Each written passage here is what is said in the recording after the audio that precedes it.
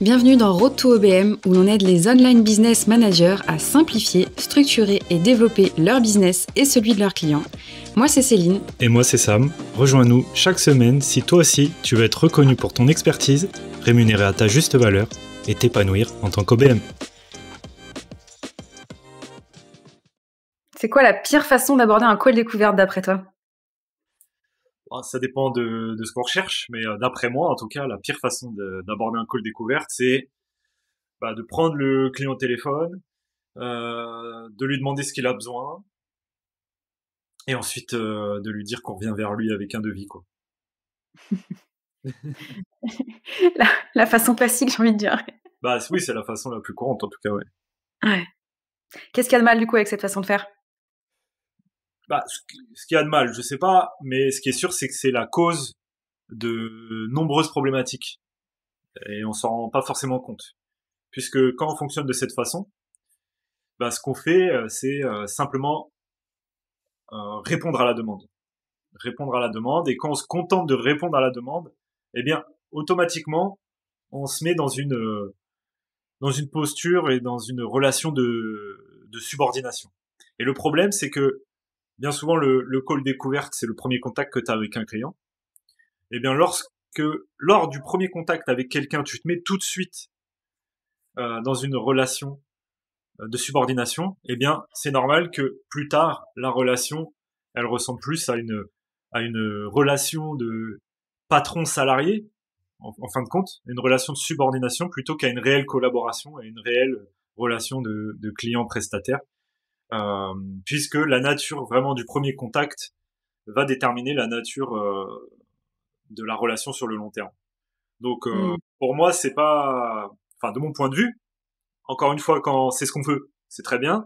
Par contre, quand on cherche à vendre autre chose que son activité et qu'on veut se positionner comme un consultant, comme un expert, et ce qu'on veut vendre, c'est plus son temps, mais son expertise et des solutions, eh bien, ce qu'on cherche, c'est à générer la demande. Ce qu'on veut lors de ces calls découvertes, c'est qu'à la fin, le client, après avoir discuté avec nous, il se dise oui, là, ce que tu me proposes, c'est exactement ce dont j'ai besoin.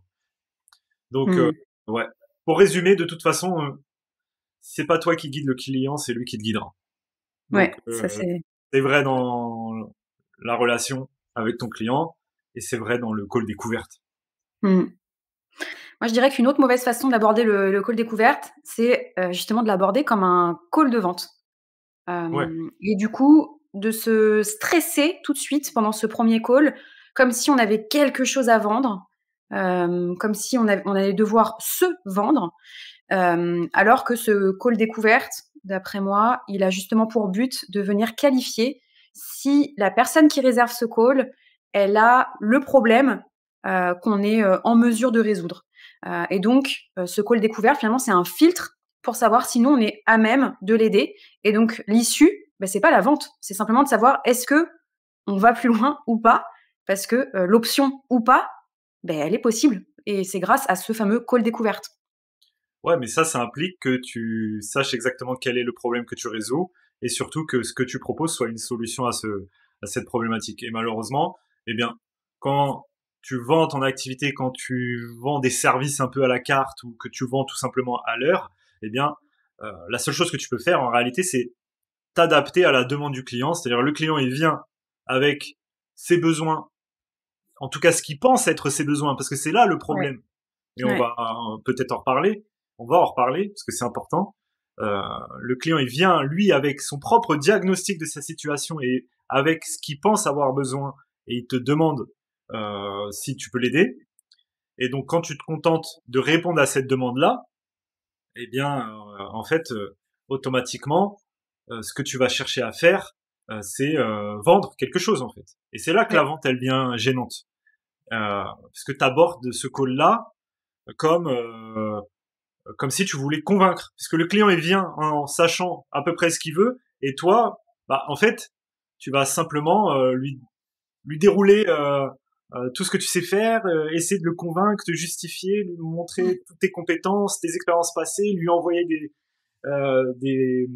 ton portfolio ou je ne sais quoi d'autre. Justifier ton prix. Voilà, pour le convaincre que tu es la personne qui peut répondre à son besoin. Et donc, à mon sens, c'est la pire façon Ouais. d'aborder un call découverte. Puisque derrière, à la fin, c'est quoi tout le temps l'issue de ce genre de call découverte? C'est, envoyez-moi votre proposition et je reviens vers vous. Et qu'est-ce qui se Et je passe le quand? compare Voilà. avec les 10 autres appels que j'ai fait avec d'autres assistantes virtuelles, par exemple, que j'ai vues. Et sur quoi je compare? Le prix. Voilà. Donc, ouais, non, c'est, à mon sens, c'est pas du tout la bonne façon d'aborder un Mmh. call découverte. En tout cas, quand on veut évoluer et quand on veut vendre autre chose que son temps, au final. Ouais. Puisque de toute façon, si on fonctionne comme ça, eh bien, la seule solution, c'est de vendre son temps. Puisque le Ouais. client, il vient avec déjà une idée de la solution qu'il veut mettre en place. Donc, la seule chose qu'il va te demander, c'est combien de temps ça te prend pour le faire. Mmh. Et donc, Un c'est autre. ton taux horaire. Ouais, c'est ça. Et surtout, il va comparer derrière puisque c'est pas l'unique et seul call qu'il aura Bah fait. non. Et un autre axe, c'est d'aborder ce call découverte, en fait, de profiter de ce call découverte pour justement faire toute cette analyse stratégique de ce que le client a besoin, et donc l'aborder ce call découverte vraiment comme une première session de travail finalement, Ouais, c'est souvent le cas. avant de lui vendre à travers un Mhm. devis uniquement la partie implémentation, et finalement de faire toute cette partie stratégique réflexion qui est en amont gratuitement pendant 1 heure avec Bah, son même client, après. ou même après. C'est pour ça que je déteste les devis et que je fais jamais de devis. À part, justement, quand la personne veut quelque chose de très précis et qu'on est d'accord sur le fait, ok, tu sais exactement ce que tu veux, ça me paraît bien, bon, je te fais un devis. C'est ça, Par quand tu contre, valides que c'est bien voilà, il y a toujours de la bonne toute façon une solution. validation. Euh, Par contre, quand le client vient à toi avec un certain nombre de choses, et bien derrière, c'est ce diagnostic-là, l'analyse de ce que le client va te dire et la recommandation d'une solution. On l'a déjà dit dans un épisode précédent, c'est en réalité ce qui a le plus de valeur dans ce que tu fais. Mm. Puisque implémenter une solution, à peu près tout le monde, entre guillemets, est capable de le faire. Voilà. Je veux ça, est-ce que tu peux me le faire? Le nombre de personnes qui va te dire oui, je suis capable de le faire, il est énorme. Par Mm. contre, voilà mes problématiques, voilà ce que je veux faire, voilà où j'en suis aujourd'hui. Par contre, je sais pas comment le faire, et trouver la solution à ça, trouver la bonne solution à ça, et être capable ensuite de dire au client que c'est cette solution qu'il lui faut, et que lui il en prenne conscience et qu'il s'engage avec toi. Bon bah ça a énormément de valeur. Mm. Et en réalité, ça c'est la bonne façon d'aborder un call découverte. En tout cas, d'après nous, en se Ouais, d'après nous. Ouais. positionnant justement comme un consultant qui va Mm. diagnostiquer la vraie problématique du client. Qu'est-ce que vraiment le client veut faire? Pourquoi il est là? Et ça, tout simplement, on va le faire en posant des questions. Et c'est pour ça aussi que il faut comprendre tout ça et quel est le vrai objectif et la bonne posture à prendre avant d'utiliser des scripts de vente, par exemple. Je vois beaucoup de scripts de call découverte qui circulent sur les réseaux sociaux ou des lignes magnettes, etc. Mais si on n'a pas bien compris euh, pourquoi on est là, ce qu'on vend, quel problème on résout, et la bonne posture à adopter pendant ce call découverte, ton script il sert à rien, limite il est ridicule. Puisque Mm. si tu me prends cette posture de consultant et qu'à la fin tu me fais un devis avec ton taux horaire, bon ça n'a pas de sens en réalité. Mm. Donc voilà, la posture à adopter, c'est un petit peu comme un médecin, c'est de faire un diagnostic en posant des questions, et à la fin seulement, s'il s'avère que c'est un problème avec lequel je peux t'aider et que ma solution est adéquate à la problématique que tu rencontres, eh bien là je peux te faire ma prescription. Et le Mm. client, si il s'avère que c'est la bonne solution, bien normalement, il va voir notre offre comme une évidence, comme Mm. la solution à sa problématique. Et si on a traité toutes les objections, normalement, c'est parti quoi. C'est ça. Si tu es en confiance avec ton médecin, a priori, il te fait une ordonnance, tu vas à la pharmacie, tu prends les médicaments et tu suis le traitement. Si t'as pas confiance en ton Ah, médecin, ou si t'as paru un petit peu charlatan, ou si, bref, s'il y a un élément confiance qui manque, bon bah là, peut-être que l'ordonnance, tu vas la laisser de côté et tu vas surtout pas suivre la prescription. Mais a priori, quand tu es en confiance, en tout cas, tu c'est la ça. suis. Donc, Et quand le tu as pris meilleur la moyen, bonne posture pendant ce call et que le client, que le prospect en l'occurrence, il est en confiance, bon bah derrière, c'est gagné quoi. c'est ça. Et le meilleur moyen de bâtir la confiance, c'est d'écouter et de poser des questions et d'écouter les réponses. puisque c'est vraiment ça qu'on cherche à faire pendant ces calls, c'est vraiment de poser de vraies questions pour vraiment trouver la vraie problématique, trouver vraiment ce que le client veut faire et pas simplement ce qu'il pense vouloir faire. Que bien souvent c'est ça, quand un client en fait quand un client il prend un rendez-vous avec un prestataire, peu importe le prestataire, c'est qu'il y a un problème et il pense avoir il pense savoir quelle est la solution à ce problème, donc c'est pour ça qu'il prend un rendez-vous avec tel ou tel prestataire, ou qu'il pense avoir besoin de telle ou telle solution ou de tel ou tel service. Mais bien souvent le client c'est le plus mal placé pour trouver la bonne solution à ces problématiques, puisqu'il faut vraiment qu'ils comprennent quelle est la vraie problématique et quelles sont les causes de cette problématique pour trouver la bonne solution, pour appliquer la bonne solution. Et c'est très difficile d'identifier ça quand c'est toi qui as la tête dans le guidon. Donc on est toujours les moins bien placés pour comprendre la cause de ces problèmes. Et donc le rôle d'un consultant, c'est de diagnostiquer en fait, de prendre les mots du client, de prendre le besoin du client, mais de le décortiquer en posant en posant des questions, tout simplement. Moi, je peux te donner mon expérience. Les 80% des calls que j'avais avant, quand j'étais consultant, c'était j'ai besoin de vous êtes consultant marketing, est-ce que vous pouvez m'aider, j'ai besoin de plus de visibilité. Pourquoi vous avez besoin de plus de visibilité? Parce que j'ai besoin de trouver plus de clients. Pourquoi vous avez besoin de trouver plus de clients? Parce que j'ai besoin de développer mon entreprise et de faire augmenter mon chiffre d'affaires. Est-ce que c'est le seul moyen d'augmenter son chiffre d'affaires que de trouver plus de clients? Est-ce que le chiffre d'affaires c'est vraiment important ou c'est plutôt ce qui va dans votre poche qui est important? Ah bah oui, c'est ce qui va dans ma poche. Donc si demain on est capable d'augmenter le chiffre d'affaires et d'augmenter ce qu'il y a dans votre poche sans forcément travailler avec plus de clients, est-ce que ça vous va aussi? Ah bah oui, ça me va aussi. Bon est-ce que vous avez besoin toujours de visibilité? Ah pas forcément. Vous proposez quoi? Tu vois? Et ainsi de suite et ainsi de suite. Et ça, en posant quelques questions, on arrive toujours à montrer au client que ce qu'il pensait avoir besoin, c'est pas forcément ce dont il a vraiment besoin. Donc, et ça, c'est la posture à adopter lors d'un call découverte pour pouvoir diagnostiquer le bon problème. Et ensuite, on fait une offre au client seulement si notre solution est la solution à ce problème. La posture du médecin, finalement. Et surtout, on se déculpabilise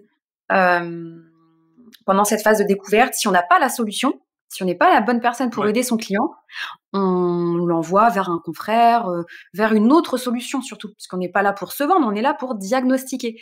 Un médecin, je prends l'exemple, encore on reprend l'analogie du médecin, le médecin généraliste, s'il n'a pas la compétence de vous soigner, de nous soigner, il va nous envoyer chez un spécialiste ou il va nous envoyer chez un de ses confrères, ou il va nous dire, non, là, il faut faire des examens complémentaires, avant d'être en mesure de se dire, ok, là, maintenant, a priori, on a une piste qui est sûre, vous avez ça, donc je vais pouvoir vous soigner.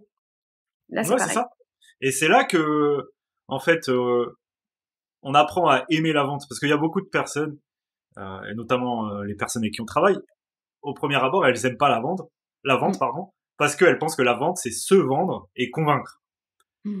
Alors qu'on n'est pas du tout là pour ça, en réalité. Quand on leur montre quelle est vraiment la bonne posture à adopter, pour la plupart, elles se prennent au jeu et elles finissent par aimer ça, puisque au final, cette phase, ce call découverte, ou ce call stratégique, peu importe comment on l'appelle, on s'en fiche. En tout cas, le premier contact avec le client, c'est là où on peut le plus faire valoir son expertise.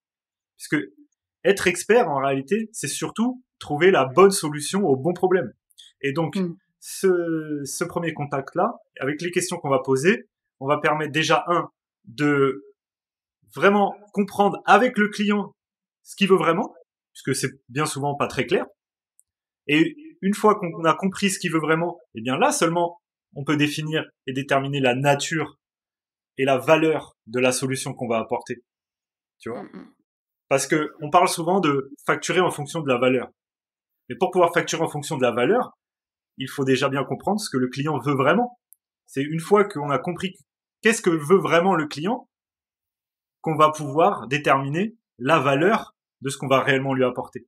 Parce que tu vois, si le client, au final, il cherche juste une OBM, il pense que c'est ce qu'il veut. Ou alors on s'arrête à ça. Ouais, je veux une OBM. Donc lui, il va derrière, ok, il trouve quelqu'un, il va pas forcément voir la valeur parce qu'il n'a pas compris réellement pourquoi il veut une OBM.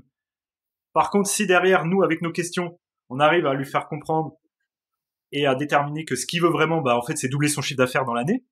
Bon, ok, maintenant, on peut commencer à discuter de la valeur qu'on va apporter. Si demain, j'arrive à vous faire doubler votre chiffre d'affaires, ça veut dire que la valeur que je vais apporter, c'est ça, ok. Et là, d'un coup, le prix qu'on va mettre en face de notre prestation, il va pas être sur le même élément de comparaison, quoi. C'est ça, c'est que la valeur, on peut la relier soit à l'ambition du client, donc à l'objectif qu'il cherche à atteindre, soit à, entre guillemets, même si j'aime pas ce terme, mais à la souffrance que ça lui fait au coût du problème. C'est ça, au coût du problème, donc à la souffrance qu'il ressent d'avoir ce problème. Et généralement, plus c'est un problème qui a traîné sur le long terme, c'est un peu comme nous, si on a une douleur quelque part dans le corps, plus il nous coûte. Donc effectivement, la valeur, elle peut être jaugée à travers ces deux axes-là. Ouais. Donc ce call, il est stratégique parce que déjà, là, en fonction de la posture qu'on va avoir durant ce call, ça va déterminer la nature de la relation qu'on va avoir avec notre client. Si on a une posture d'exécutant, on va avoir une relation de subordination. Si on a une posture d'expert et de consultant, il y a de fortes chances que par la suite, le client, quand on va parler, il va écouter nos conseils.